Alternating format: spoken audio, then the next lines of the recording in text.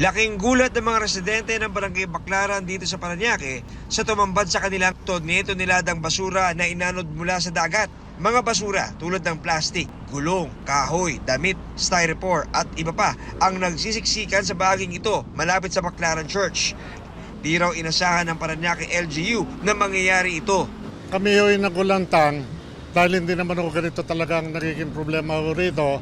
Sa ngayon ho kasi, panahon ng tagulan, high tide, kaya ang basura ho dito sa karagatan natin, paikot ho yan. High tide this morning, pumasok lahat ho ng basura galing sa Manila Bay ho. Ongoing din ang dredging ng MMDA sa lugar. Ngayong hapon, tulong-tulong ang mga tauhan ng Parañaque Centro para mano-manong hakutin ang mga basura na naipon malapit sa LRT station sa Baclaran. Palagay ko, almost 10 trucks. Ang kautusan ho ay kailangan linisin, tanggalin ho itong basura ngayon sa ilog. At kami ho'y nakikiusap sa mga isang sambayan na kababayan natin, sana naman ho, kanya-kanya ho tayong responsibilidad na huwag na magtapon ng basura sa ilog, sa katubigan, sa mga kanal. Dapat ho, disiplina ho sana para maiwasan ng pagbaha.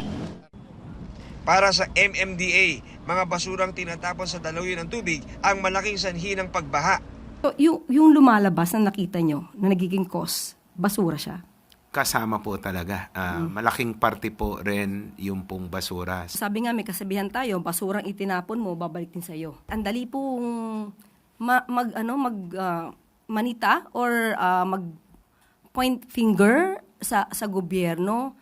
Ang pamahalaan naman po ay talagang ginagawa ang lahat. Pero sana, lahat po tayo, meron po kayong obligasyon para maiwasan po natin yung ganitong klase ng pagbaha.